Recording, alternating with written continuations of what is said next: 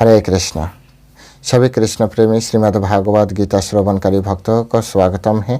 हमारा जो धारावाहिक कार्यक्रम श्रीमद् भागवत गीता पाठ, उस कार्यक्रम में आज हम लोग श्रीमद् भागवत गीता से प्रथम अध्याय का 19 नंबर श्लोक हम आस्वादन करने जा रहा हूँ। तो आप भी चलिए आस्वादन कीजिए। जितना हमारा, यद्यपि हमारा भाषागत त्रुटि है, तब भी हम कोशिश कर रहे हैं आप समाज सुंदर दृष्टि से हमारा जो त्रुटियां है, त्रुटियां को निकाल कर इस रस को आस्वादन कीजिए। तो चलिए शुरू करते। नमो ओम विष्णुपादाय कृष्ण पृष्ठाय भूतले श्रीमते भक्ति वेदांत स्वामिनिति नामिने नमस्ते सरस्वती देवी गौरवाणी प्रचारिणे निर्विशेष शून्यवादी पाश्चात्य देशतारिणे वंशा कल्पतरुर्भश्च कृपा सिंधुभ्यो च पतितानां पावनेभ्यो वैष्णवेभ्यो नमो नमः। जयंत कटि वैष्णव वृंद की जय, शिल प्रभुपाद की जय, निताय गौर सीतानाथ व्रत ब्रह्मानंदे हरि बोल। हरे कृष्णा। ओम नमो भगवते वासुदेवाय। ओम नमो भगवते वासुदेवाय। ओम नमो भगवते वासुदेवाय। श्रीमद् भागवत गीता प्रथम अध्याय अर्जुन विषाद योग श्लोक नंबर 19। धृतराष्ट्राणां हृदयानि व्यदारयत् नभश्च पृथिवीं चैव तुमुलो अभिनुनादयन्। धृतराष्ट्राणां हृदयानि व्यदारयत् नभश्च पृथिवीं चैव तुमुलो अभ्युनुनादयन्। हरे कृष्ण। तो अभी इस श्लोक का जो श्रील प्रभुपाद कर्तृक हिंदी भाषानुवाद दिया है, उस भाषानुवाद हम श्रवण करेंगे। अनुवाद। इन विभिन्न शंखों की ध्वनि कोलाहल पूर्ण बन गई, जो आकाश तथा पृथ्वी को शब्दमान करती हुई धृतराष्ट्र के पुत्रों के हृदयों को विदीर्ण करने लगी। मैं फिर से एक बार पढ़ रहा हूँ। इन विभिन्न शंखों की ध्वनि कोलाहलपूर्ण बन गई, जो आकाश तथा पृथ्वी को शब्दमान करते हुए धृतराष्ट्र के पुत्रों के हृदयों को विदीर्ण करने लगी। हरे कृष्ण। जय श्रील प्रभुपाद की जय। तो अभी हम लोग इस श्लोक के ऊपर श्रील प्रभुपाद को जो भाष्य है, टीका है, तात्पर्य दिया है, उस तात्पर्य को ऊपर आधार कर इस श्लोक को हम समझने का थोड़ा कोशिश करने जा रहा हूँ। हम कोशिश करेंगे, आप भी कोशिश कीजिए समझने का।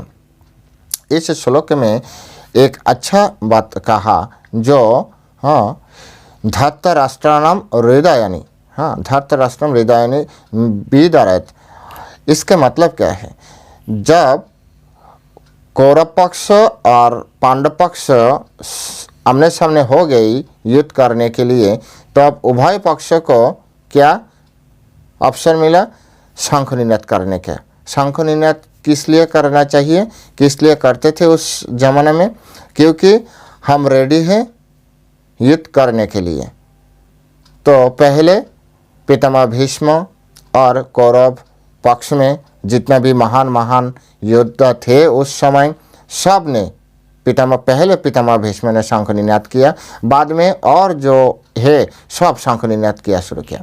अच्छा, तो जब शंख निनाद उन्होंने किया, शंख ध्वनि उस पक्ष से आया, तो ऐसा कोई डॉक्यूमेंट्री हमारे पास नहीं है, ऐसा कोई प्रमाण नहीं है जो पांडव पक्ष को हृदय को विदीर्ण किया और कोई ऐसा भयभीत किया। ऐसा कुछ भी नहीं हुआ। पांडव पक्ष में जैसे थे वैसे ही थे, वहाँ पर खड़ा हुआ थे। लेकिन संजय ने इस श्लोक बोलते हुए हमें ये निर्देश किया, जब पांडव पक्ष से शंख निनाद शुरू हुआ, शंख ध्वनि शुरू हुआ, तो इतना विपुल परिमाण शब्द, इतना विपुल परिमाण शब्द हुआ जो कोलाहलपूर्ण हो गया। और ऐसा ही बोला जो सिर्फ शुद्ध जो समग्र पृथ्वी मंडल व्यापी शब्द, तुमुल शब्द शुरू हुआ। और इस शब्द ऐसा थे जो इस शब्द आकाश बातास पृथ्वी भेद करके जो धृतराष्ट्र को जो पुत्र थे, हाँ, जैसे दुर्योधन, दुशासन, उनको हृदय के अंदर घुस गया, हाँ, विदीर्ण कर दिया। विदीर्ण शब्द यहाँ पर विदारयत, तो विदारयत विदीर्ण कर दिया। जैसे तीर बीतते हैं ऐसा उस शंकर ध्वनि उनको हृदय में बीत गई, इसीलिए विदारयत, हाँ, बीतना तीर से बीतते हैं। तो कितना खतरनाक शब्द हुआ था उस समय, और वो डर गई, इतना डर गई जो इसीलिए संजय ने तो देखा ना, संजय ने उनको ऐसा शक्ति थे, संजय ने देख कर और सुन कर बोल रहे थे। ऐसा नहीं जो वो सिर्फ चिंतन से उन्होंने बोल रहे नहीं ऐसा हो सकता है, ऐसा नहीं, वो लाइव टेलीकास्ट देख रहे थे, सुन रहे थे और साथ के साथ बोल रहे थे धृतराष्ट्र के। कितना आश्चर्य शक्ति, मैस्टिक पावर उनको थे। तो जो भी है, यहाँ पर एक बात और है, श्रील प्रभुपाद ने यहाँ पर मेंशन किया, जो धृतराष्ट्र को मन में ऐसा जो भय भीति आए, लेकिन वहाँ पर उस पक्ष में धृतराष्ट्र का जो पक्ष है और दुर्योधन का जो पक्ष है, कौरव पक्ष, तो आप सोचिए उनका पक्ष में कौन कौन थे। पितामह भीष्म थे, अपराजय, गुरु द्रोणाचार्य थे, अपराजय, महारथी कर्ण थे, शल्य थे, बहुत बड़ा बड़ा रथी थे, वो भी अत्यंत पावरफुल, लेकिन बहुत शक्तिशाली थे। लेकिन जब उन्होंने शंख ध्वनि किया, वो भी इतना छोटा मोटा नहीं थे बड़ा, लेकिन पांडव पक्षों को, पांडव विशेष पांडवों को मन में ऐसा भयभीति क्यों नहीं हुआ।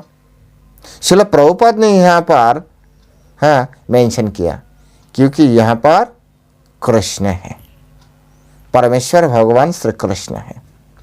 तो इनसे हमें सीखना क्या है, हमारा जीवन में कोई भी विपत्ति ऐसा आए, आ तो सकते ही, जीवन तो चलते ही रहेगा, और चलते चलते कभी कभी ऐसा होता है, सब जीवन ऐसा नहीं चलते जो सब समय सिर्फ सुख ही प्राप्ति होगा, दुख भी आ जाएगा, ऐसा विपत्ति हमारे सामने आ जाएगा।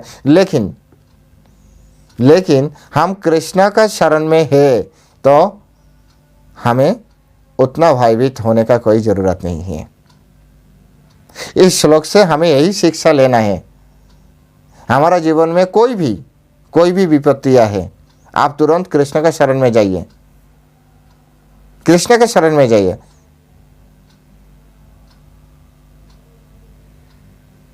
हमारा हाथ में कुछ भी नहीं है, हम जीतने वाला भी नहीं है, हम हारने वाला भी नहीं है, जीताने वाला और हाराने वाला कृष्ण ही है। हम ना हमें रक्षा कर सकते, ना हम विपद में हमें खुद को डाल सकते। और विपद में जो डालेगा रक्षा भी उन्हीं को हाथ में है। तो उसको सबसे अच्छा पॉलिसी है क्या है, उनको शरण में जाइए, परमेश्वर भगवान श्री कृष्ण के शरण में जाइए। कुछ मत सोचना है, सिर्फ कृष्ण का ही सोचना है। हमारा हृदय में कृष्ण को बैठाना है। इस श्लोक से हमें यही, दुर्योधन कम शक्तिशाली नहीं थे, आप ऐसा मत सोचिए दुर्योधन के। दुर्योधन बहुत बड़ा शक्तिशाली थे, दुशासन बहुत पराक्रमी थे, कर्ण महारथी थे, तब भी उनको मन में भगवान पहले से ही डर बैठा दिया, भयभीत हो गया। अरे ऐसा शब्दों कैसे है, विदारयत विदीर्ण होने लगा। जब इतना कोलाहलपूर्ण ध्वनि हुआ था उस समय में, जो उनको हृदय में बीत गया, तो सोचिए वहाँ पर कैसे शब्द हुआ और कितना भयभीत। आप कब डर जाते हैं, कितना शब्दों से आप डर जाते हैं, आप सोचिए। तो उस समय वो ऐसा हुआ, उससे ज़्यादा ही हुआ। लेकिन पांडवों को कुछ नहीं हुआ, सिर्फ एक ही कारण, और वह कारण क्या है, परमेश्वर भगवान श्री कृष्ण।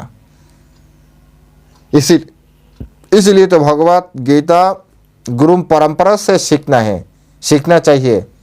ये जो बात है ना, ये बात गुरु परंपरा छोड़कर कोई आपको नहीं बताएगा। हमें भी नहीं मालूम था। जब शिला प्रभुपाद का कृपा से, शिला प्रभुपाद के शास्त्र ग्रंथ गुरु का मुख से जब हमने सुना तब हमें मालूम पड़ा, हाँ ये तो ठीक है। उभय पक्ष में तो सैन्य बहुत थे और शब्द उभय पक्ष में तो बहुत हुआ कोलाहलपूर्ण, लेकिन सिर्फ ये जे दुर्योधन आदि कौरव पक्ष को हृदय के क्यों विदीर्ण किया।